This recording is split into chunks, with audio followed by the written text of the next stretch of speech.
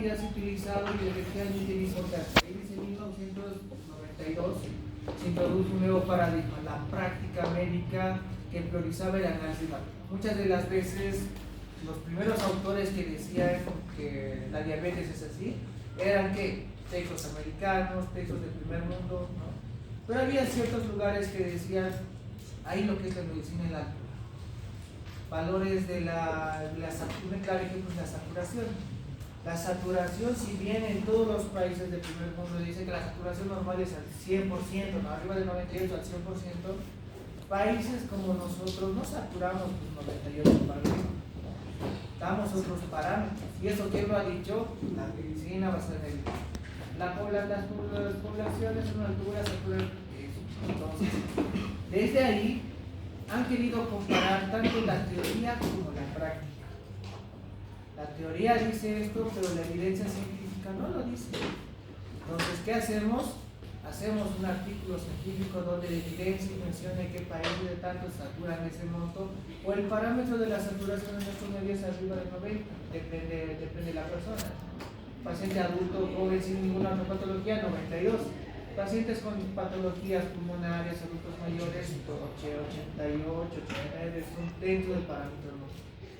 Incluso pacientes con COVID que han salido de terapia intensiva están saturando 80 y están normales, ¿no? Pero ya cuando hacen ejercicio, caminan, ahí se les nota la cara, la cianosis peribucal, ¿no? Hay una saturación baja, hay una frecuencia respiratoria un poco elevada. Entonces, de ahí desde 1992 ya hemos dejado de ser lo que dice el libro. Incluso la globalización ha ayudado bastante. El hecho de que todos tengamos un celular, o sea, yo puedo buscar información, descargar PDF, ya no ir a la biblioteca, no tenemos todo a la mano. Los tenemos al alcance de información, todo, ¿no? Este enfoque de la universidad, tanto de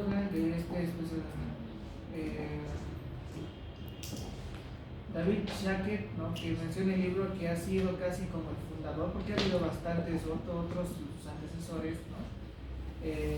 Ha descrito por primera vez lo que es el libro, lo que es medicina basada en evidencia. Ustedes cuando van a tocar, cuando van a estar con un especialista, siempre agarran un médico internista, más que todo, médico internista, y el cardiólogo. Son las dos especialidades que van a agarrar bastante. ¿Qué dice la medicina basada en qué dice la metodología? Porque de esas dos especialidades son las más actualizadas. Es por esa razón incluso el RCP, ¿no? O sea, es una forma universal que esto, que antes se daba prioridad a la ventilación, ahora es suficiente solo la compresión, ¿no? Que antes era solo el ABCD, ahora que empezamos el X lo metemos, ¿no? Esas materias, o sea, llevan una medicina basada en evidencias más grandes, con un mayor conocimiento. Todo lo engloban ahí, ¿no? Ustedes saben, Cochrane, ¿quién es el autor? Archie Cochrane, ¿no? Un epidemiólogo inglés, contribuyó al movimiento para rescatar la importancia y recopilar análisis. Él es el principal hecho. ¿Por qué la información no lo podemos tener? Más bien lo compartiremos ya en la época de la web 3.0 o 2.0, el internet. Esto puede estar en una plataforma y puede ayudar no solo a nosotros, puede ayudarle a bastantes médicos. Entonces, desde ahí ya se ha efectivizado lo que es una información globalizada, ¿no? Mediante plataformas. ¿Qué es la práctica basada en evidencias? Porque medicina basada en evidencias es distinto a la práctica basada en evidencias. Medicina basada en evidencias es, yo soy, digamos, un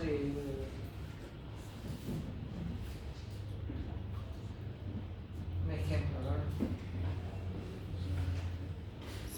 A ver, yo he visto, hay un nuevo medicamento que ha creado, no sé, Molino, y es un antihipertensivo. Y se ha visto mejores resultados porque he visto que a algunos pacientes les da acidez estomacal, náuseas, vómitos, cefalea, ¿no? El losartán, el enalapril.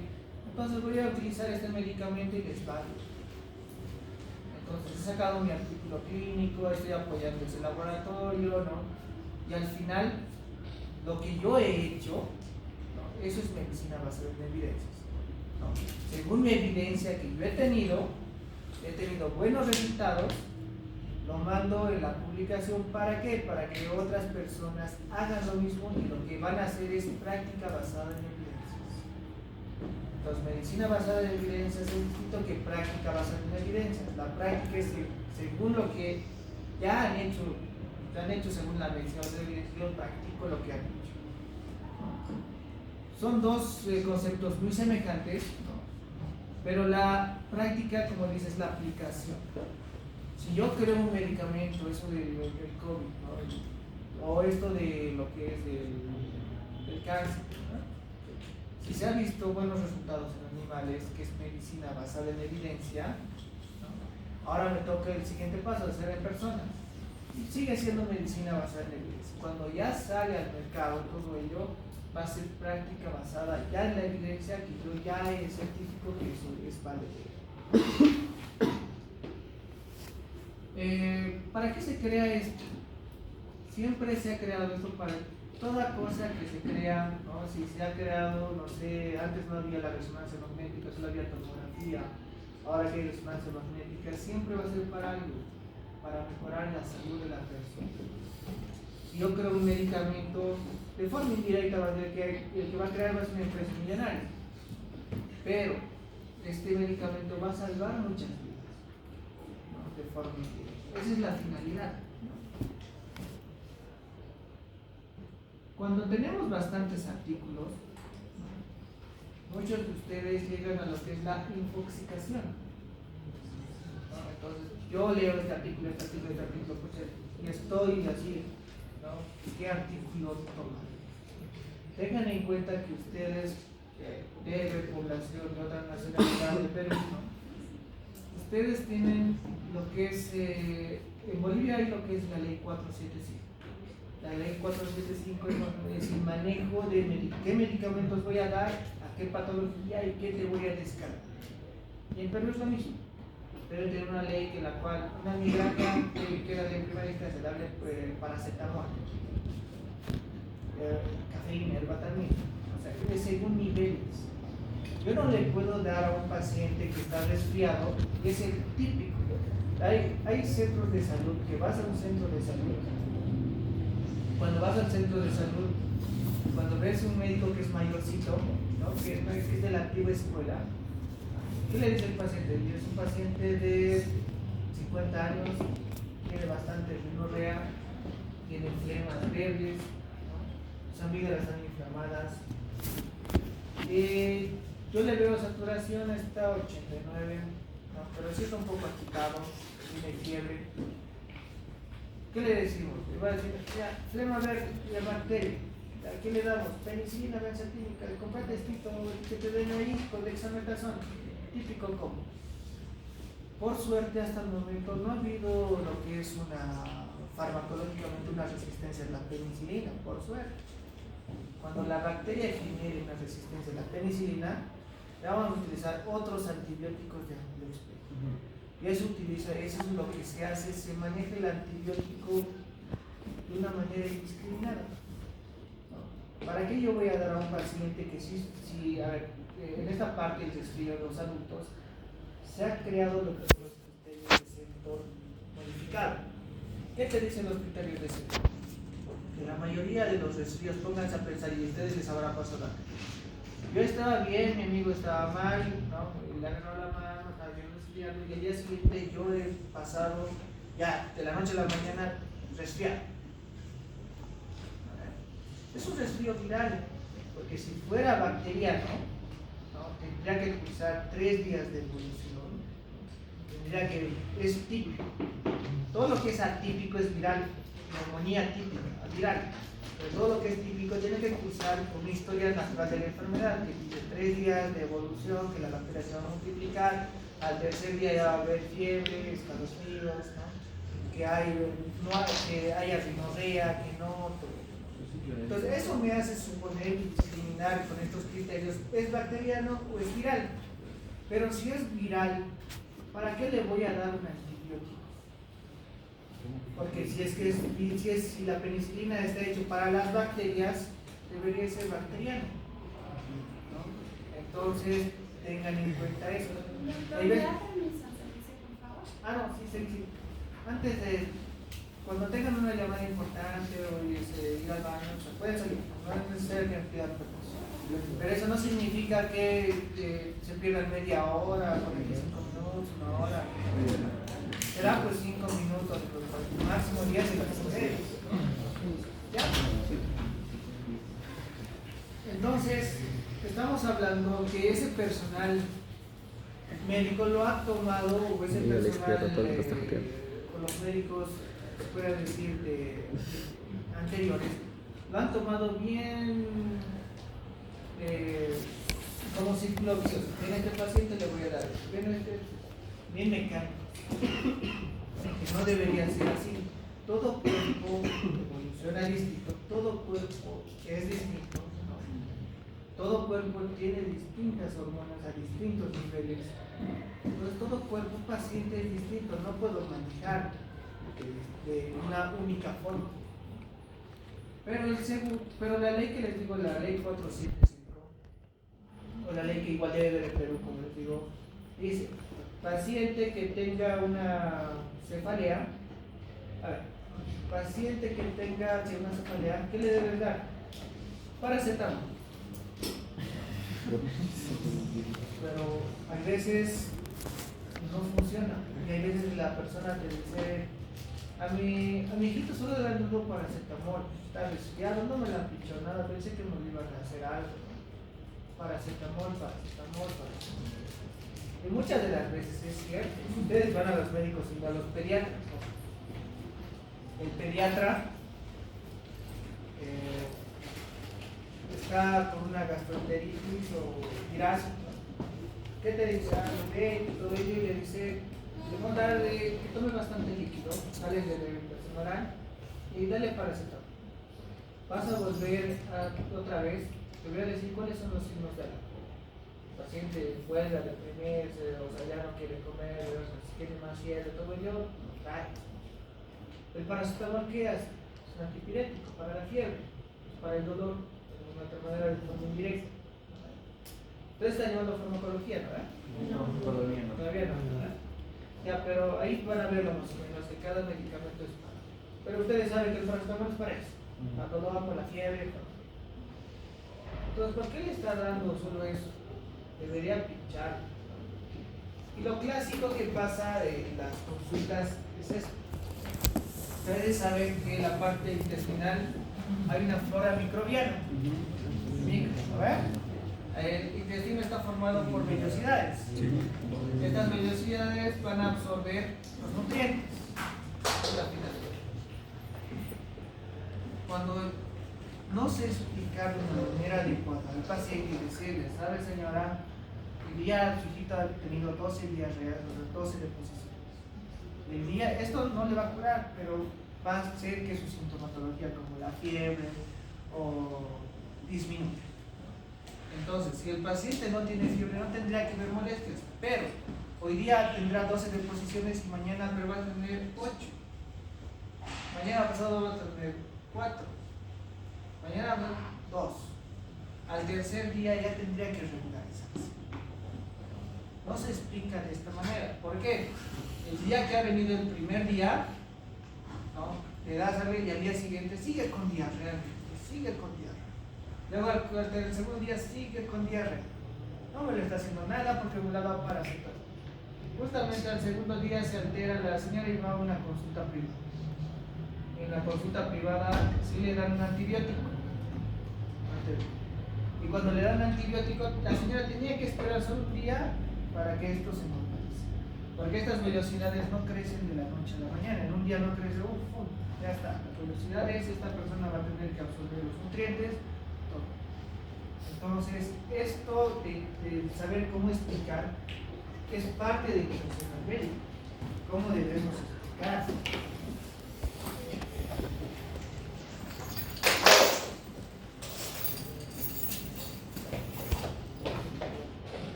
Hasta acá, ¿algunas preguntas?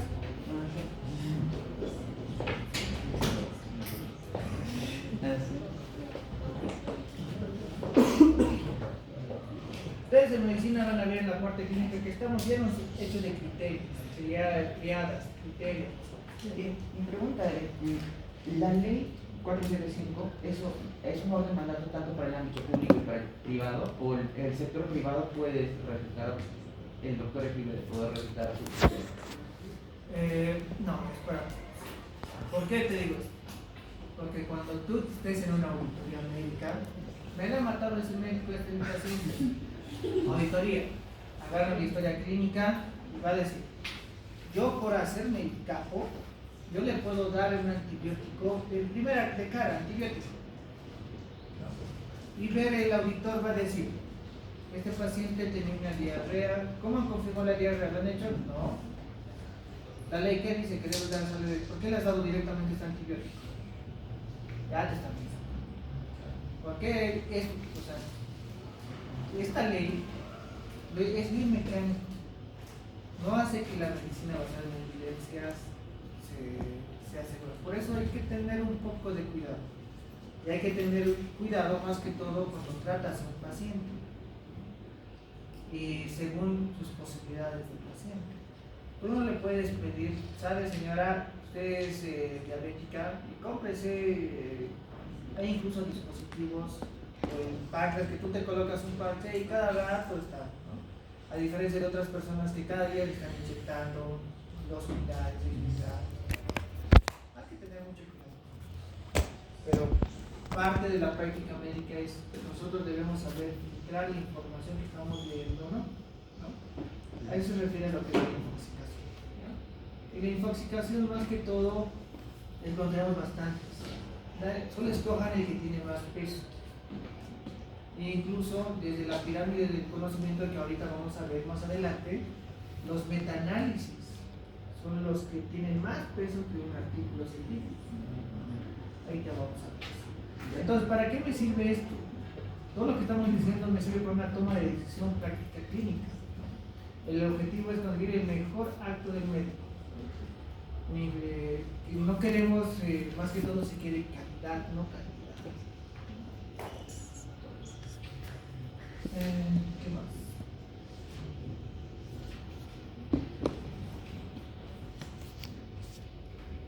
¿Por qué la práctica basada en evidencia?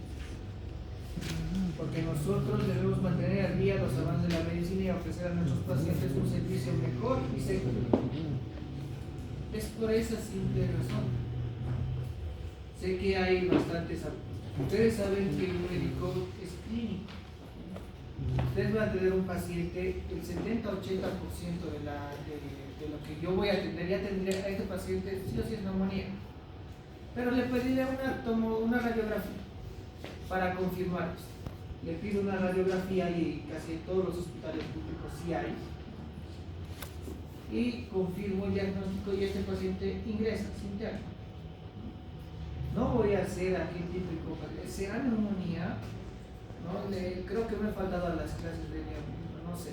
Le pediré tomografía, le pediré todos estos chorrocientos de laboratorios, le pediré que tenga ese informe, esa tomografía, porque el imaginólogo, es una especialidad, se encarga de leer la tomografía y él es especialista y él dice, esto es neumonía intersticial, el lóbulo lobular. Él te da todo un informe y hay veces van con ese informe y dicen, doctor, tengo esto, y el médico que dice, usted tiene una neumonía, no es. Entonces, si es clínico, más que todo nuestra carrera, entonces ustedes tienen que saber qué pedir. Una tomografía no es barata, es cara. Y más aún, si es que vas a pedirle a un paciente de bajos recursos y un chorrociento de laboratorio, si no sabes el por qué estás pidiendo, ¿no? Entonces estamos mal. Entonces, para eso te sirve esto. Entonces, tú dirás, ¿cuáles son la medicina basada en evidencia? ¿Qué dice? ¿Cuáles son los marcadores principales para una enfermedad renal? Yo debo pedir creatinina, urea, luz, por lo menos, lo más básico. Entonces, tomaré los laboratorios de una manera adecuada, le pediré un hemograma completo. Eso. También, otro ejemplo va a ser en la parte de pediatría. pónganse a pensar que cuando una persona tiene infección del tracto urinario, una EPO, le hacen un examen general de orina, por lo menos, un EPO. Y tal vez también lo hacen un cultivo de antibiograma para ver qué bacteria es y a qué es sensible esta bacteria y yo darle el medicamento correcto. Entonces, en los niños, en los adultos es fácil. Yo hago la técnica del chorro medio, le digo, señor, por favor, el primer chorrito que voy a orinar, lo elimina, luego lo sostiene, lo coloca en el frasquito y los otros chorros lo elimina. La cosa solo queremos 10 heces.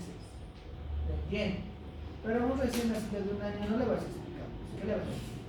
Por favor, vas a sostener, ni te va a entender, ¿no? Entonces, ¿qué hacemos acá? Hay ciertos instrumentos como la bolsa colectora. Es una bolsita que se coloca al niño y según la interpretación del laboratorio, tiene su tiempo. Entonces, si yo he obtenido una muestra de un niño que y el niño quiere cuando él lo hace, o sea, no es ahorita mismo, no. Él tendrá ganas de hacer diuresis, la vejiga estará llena de cielo. Entonces estamos hablando que esa bolsa colectora está en contacto con la flora microbiana de la piel. Si es del sexo femenino, la área anal está cerca, ¿no? Podemos ver que hay la E. coli que está cerca, se puede ver datos falsos. Todo tiene que ser relacionado con la clínica del paciente. El paciente tendrá fiebre, se habrá en la sangre leucocitos muy elevadas, sí voy a hacer caso de los resultados. Por esa razón, hoy en día se ha recomendado que en los niños se tome la muestra, o en adultos mayores se tome la muestra por sondita.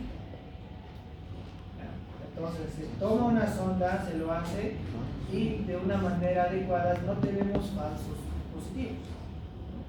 Entonces y eso quién lo dice, la medicina basada en el. Y poco a poco estos protocolos se van a actualizar, ¿no? Tengan en cuenta ello, pero ustedes tienen que tener el conocimiento, ¿no? Entonces lo que se quiere buscar en la práctica es que, como te dice, ya sea los avances de la medicina, hay que ofrecer a nuestros pacientes un servicio mejor y seguro. Siempre vamos a estar dentro de esto, ¿no? Pacientes. Una pregunta, no sé si es muy específico, pero usualmente usted dijo que tengo que priorizar la calidad del paciente, ¿verdad? En el caso que es un hospital público y entran cirugías usualmente, no sé, para extraer parte del intestino o el apéndice, una apendicectomía, y el detalle de que entran muchos pacientes comunes. Entonces, al paciente al suturar, el paciente sale y es más rápido para el doctor o para el interno hacer una sutura de forma simple, una sutura simple, que hacer una sutura sutural, pero deja marcas. Entonces, ¿cómo sería ahí? Porque es mejor, no es mucho mejor salvar la vida o curar a más pacientes, o es mejor enfocarnos más tiempo, tardar más, pero dar mucha mejor calidad de vida a un paciente que va a salir con una sutura subdérmica que no tener una cicatriz. Bueno, no.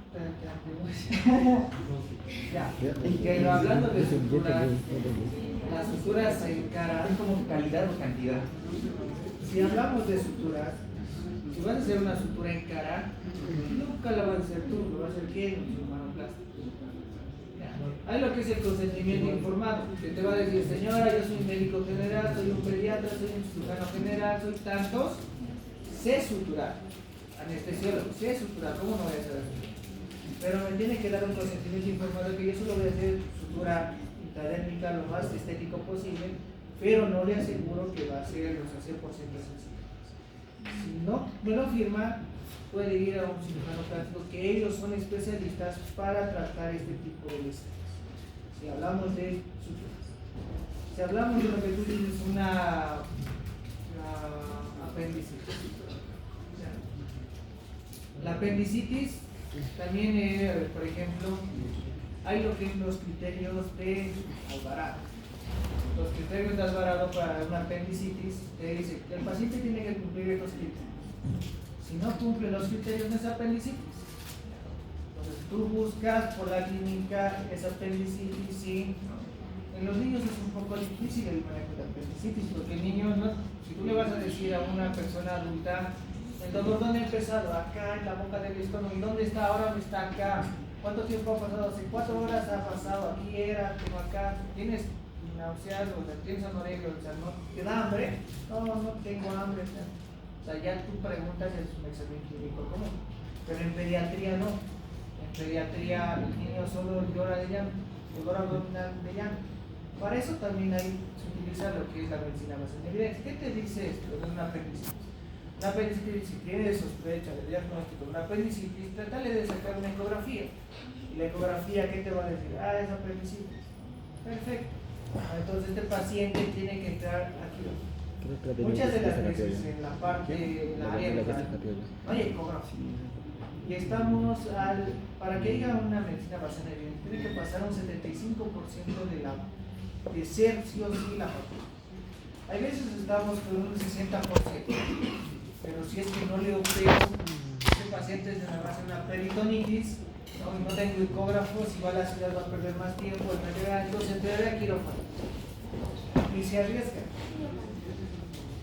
Y entra a quirófano. Y el cirujano que se sabe, señora, acá actualmente le explica toda la situación.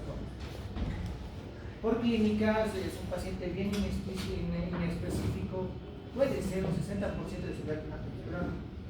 Pero si es que no le hacemos una laparoscopia exploratoria, el paciente puede complicarse una peritonitis y eso es más grave. Porque así ya no lo voy a hacer laparoscopia, para hacer un corte abierto. Entonces, hay maneras de cómo hablar con el paciente, debemos ver la parte de la medicina basada en la evidencia, hablar los criterios de Alvarado de este paciente. Entonces, se debería hacer así. Ahora, no es la elección, yo quiero la laparoscópica, no. Si la ecografía tiene una vesícula de porcelana, esa vesícula no va a salir por el tubo de la laparoscopía. Entonces, sí o sí tiene que ser bien. No es lo que yo quiera. Hoy en día se ha basado mucho en lo que uno quiere. Eso quiere decir, yo quiero que mi hijo nazca por cesárea, no quiero sentir dolores de parto. Y es lo más típico. Cuando van a un hospital público, te dicen, ustedes parto, no necesitas cesárea. Pero si vas en la privada te dicen, te hago cesárea si quieres. ¿No? Entonces, tienen que tener en cuenta que la cirugía se ha creado como la última herramienta que el médico va a utilizar. Pero hoy en día la medicina, más que en ese ejemplo, se ha vuelto esto, la parte económica. Si yo la atiendo un parto es 1,000 pesos y si es que yo la atiendo una cesárea es 7,000. Más esto. Y más es también esto.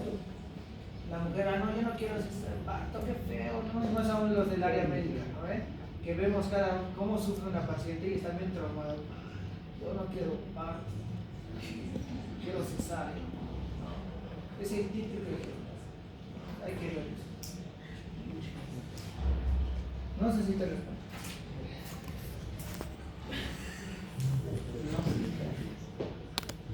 Ya. ¿Para qué la práctica basada en evidencias?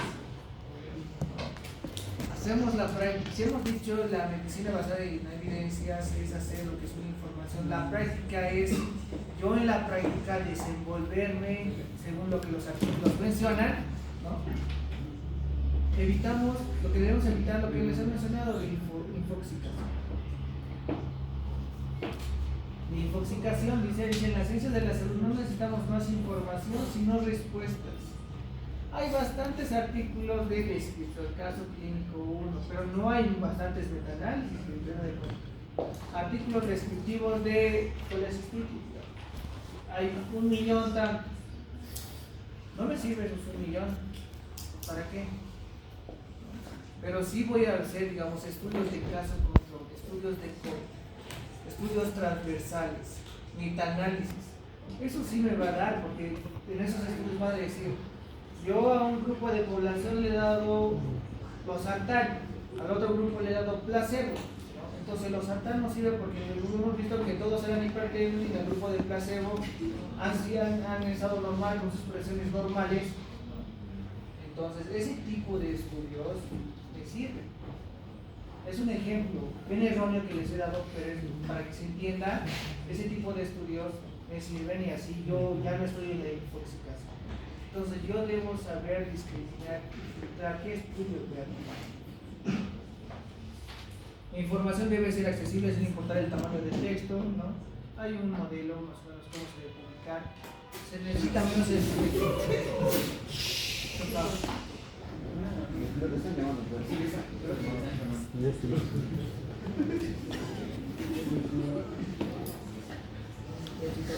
por favor. Ya chicos, a ver, los que quieran, pueden saber si quieran. Se necesita menos escritores y más gestores de conocimiento. La información no está en el lugar adecuado ni en el momento oportuno. La información es estática y la información tiene que ser siempre dinámica. Como les digo, no debemos estancarnos en lo que libros dicen, más aún en patologías. Hay ciertos libros que no van a cambiar la anatomía, no van a buscar el libro, no sé, el 13º par craneal, no va a cambiar, ¿no? Un músculo extra, no va a cambiar. Pero en genética y tal vez pero en genética sí, ¿no? Siempre cambia. Entonces hay que ver. Para atender a la excelencia clínica en la gestión de la calidad, ¿para qué debemos ser? Para ser excelentes en darle calidad a nuestros procesos, debemos cumplir esto. Debemos tener una calidad científica técnica, nosotros saber discriminar, una calidad relacional, nosotros saber relacionar nuestro paciente con lo que dice la literatura, calidad organizativa, la eficiencia, accesibilidad y equidad. Hemos dicho que todo paciente es individualizado, no todos son iguales. Hablamos de determinantes sociales, incluso de la economía. No todos los pacientes tienen los mismos recursos, tienen que tener en cuenta. Y dentro de la pirámide del conocimiento, ustedes que esta es la pirámide del conocimiento, y la medicina basada en evidencia se basa en esto. Ustedes en estadística han llevado un poco de esto. Si yo les digo 7 no les da su número. 7 de qué, de nada. Se vuelve, este dato 7 se vuelve una información. ¿Cuándo? Cuando yo les digo el 7% del curso. Ustedes tienen una información alta, el 7% de información.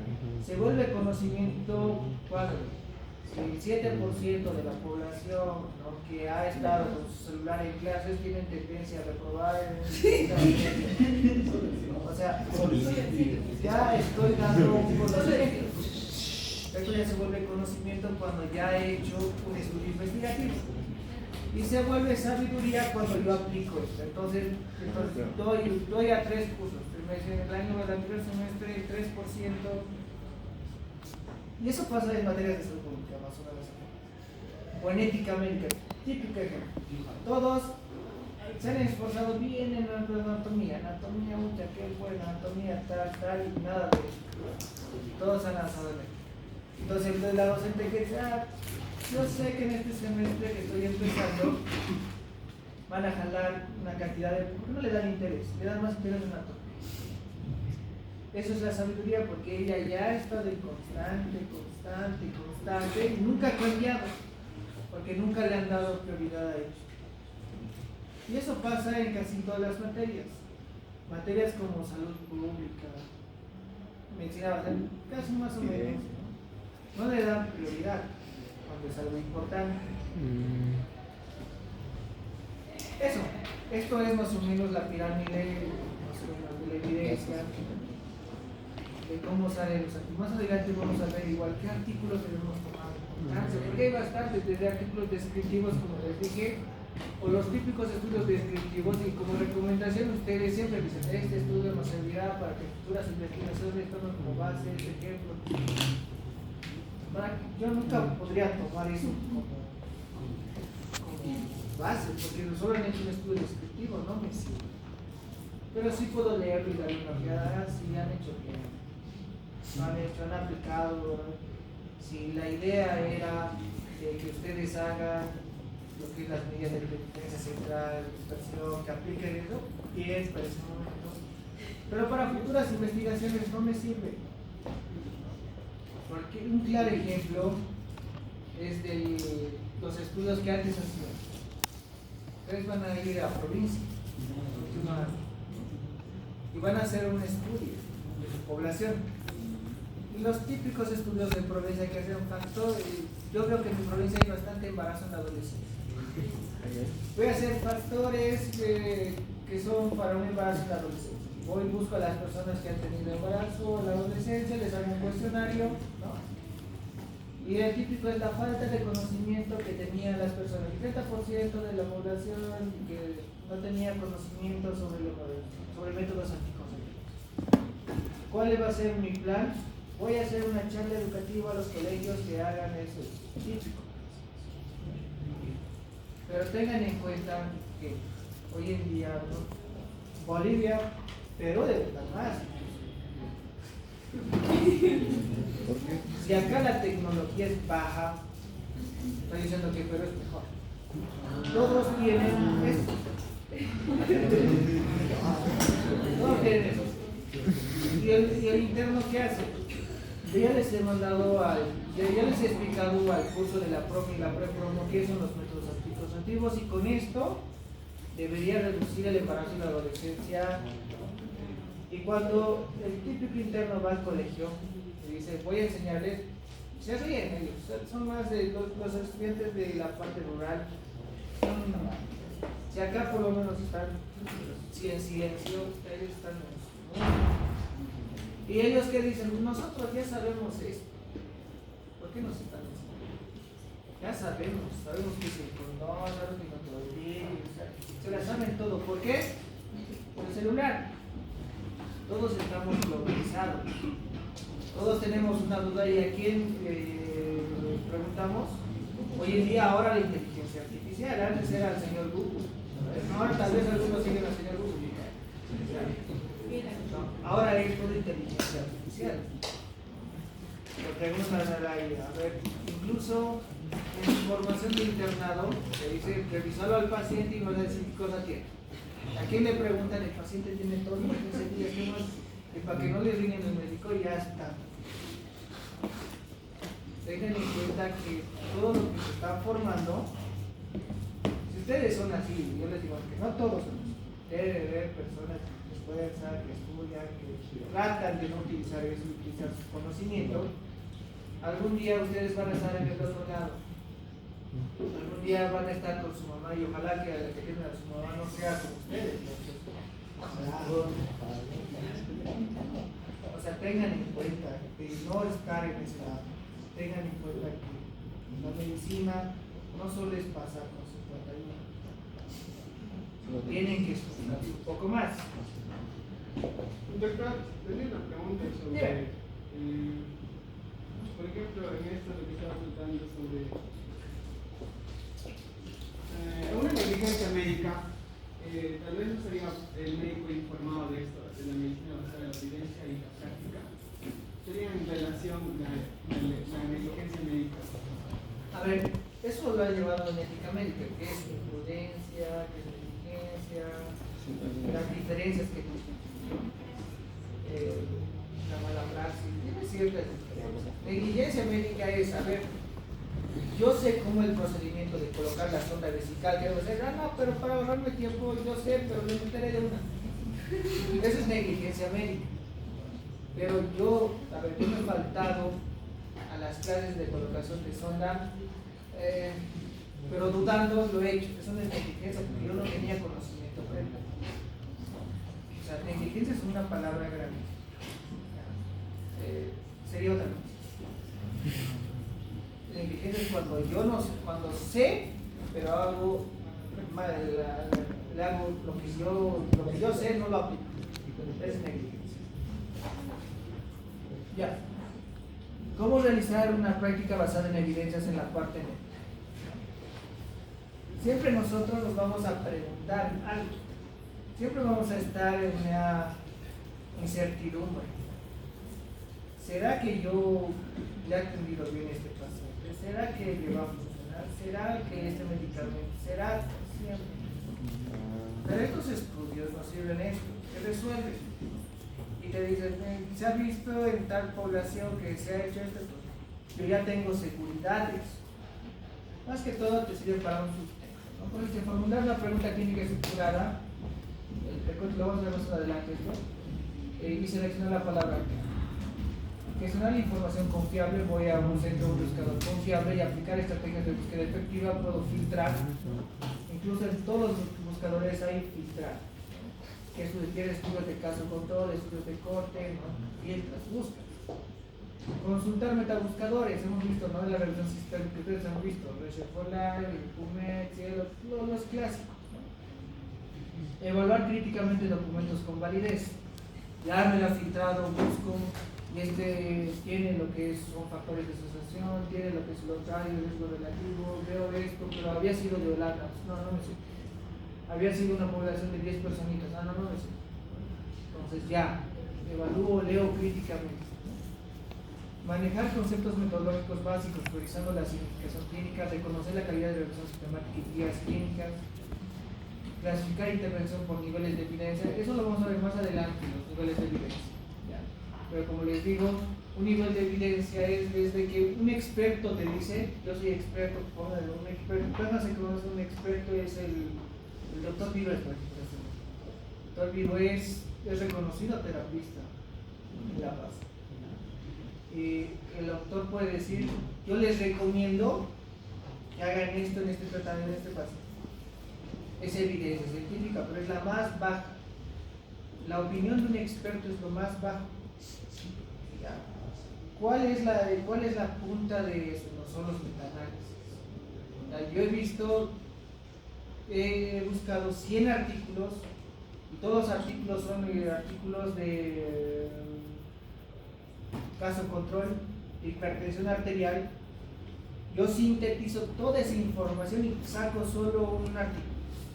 Entonces he tenido la experiencia o el poder de involucrar o centralizar 100 artículos. Eso es metaanálisis. Ahí vamos a ver la pirámide de evidencia más adelante. Mantenerse actualizado, ya la web .1 menciona esto, pero la web .2 es por ejemplo, antes no había internet, ¿no? Solo había las wikis, no sé qué, es web 1.0. Ya desde que he ingresado la internet es web 2.0. El 3.0, incluso esto ya es antiguo porque ya hay inteligencia artificial, ya estamos hablando de 3.0. Abordar limitaciones y aplicar evidencia de manera certera, integrar experiencias de los pacientes, todos lo hacemos por los pacientes.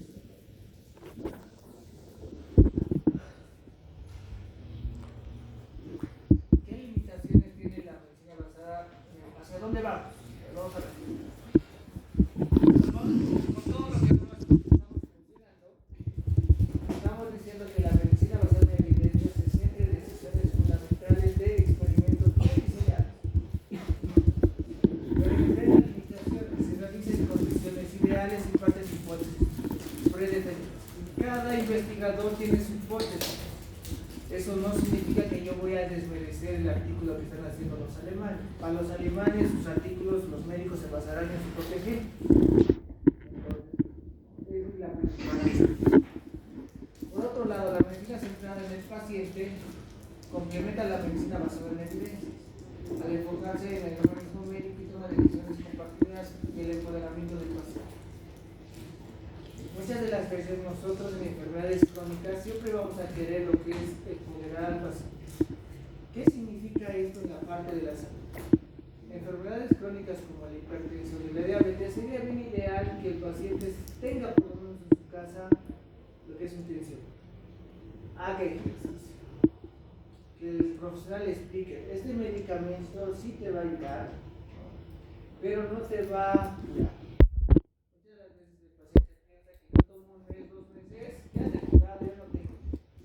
Ya no. Y muchas de las veces incluso no van al médico. Y yo siempre tomaba los Santar, pero no hacía ejercicio y de la noche a la vuelve a consultorio durante 5 años y el paciente viene con un infarto del miocardio, una complicación. Pero el hábito habitual debería ser que cada año, por lo menos, debería hacerse un chequeo, que él sepa usar el tensiómetro, que cuando una vez al mes por lo menos debería prenderlo, debería ver si está en los parámetros actuales, los normales, explicarle cuándo debe ser lo normal. Lo mismo en el diabetes, usar las tiras reactivas, que él mismo se haga en la parte del azúcar. En salud pública van a tocar mucho lo que es la promoción en salud, ¿no?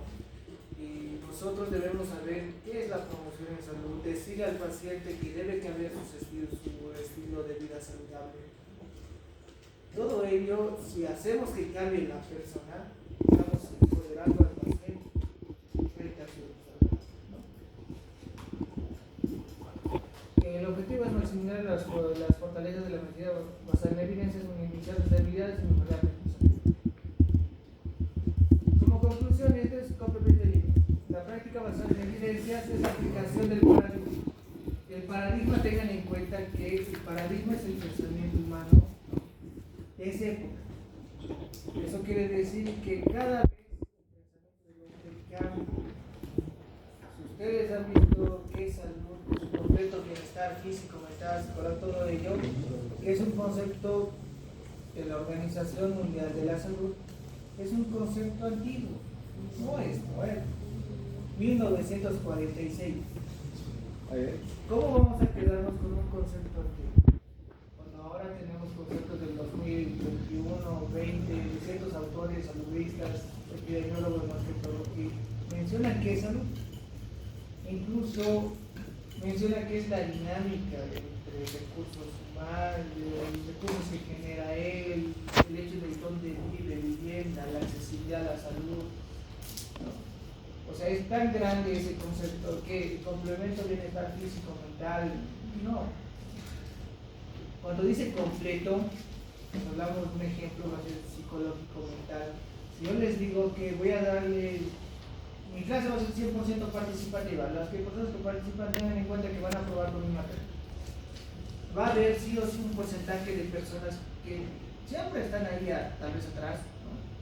Ahí están con temor de levantar la mano, con temor de pues, tal vez estoy equivocado, tal vez se van a reír de mí. Entonces, si hablamos del completo bienestar social, si la persona es sociable, o hay personas que no son muy sociales, está enferma, el completo bienestar físico, la parte de la belleza, ¿no? Que está bien, ya, o sea, que ya tenemos estandarizada cómo tiene que ser el cuerpo masculino atractivo, cómo tiene que ser la parte femenina atractiva, y si no llego, porque es el completo, si no llego estaré enfermo. Entonces son conceptos bien antiguos que no tenemos.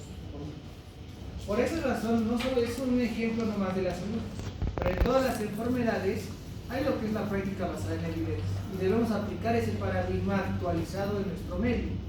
Que haya lo que es el último consenso de la hipertensión arterial, que ahora los parámetros son así, ¿no? De la ADA, de la parte de diabetología, ¿no? La Asociación Americana de Diabetología, que ahora ya antes no había prediabetes, ahora hay prediabetes. Ahora incluso recomiendan que un paciente prediabético tome lo que es la metformina. Está actualizando, no me quedo como en los años antiguos. Primero le voy a dar metformina, luego un no. O sea, ya estamos actualizados. La práctica basada en la evidencia ayuda a mantener al día los avances de la medicina, ¿no? Para mejorar todo lo que hemos hablado. La práctica basada en la evidencia tiene como utilidad dar a nuestros pacientes el mejor y más seguro servicio, ¿no? Ejemplo, la descontinuación de la ranitidina, ya no reutilizar. Eso, chicos, ¿dudas, preguntas?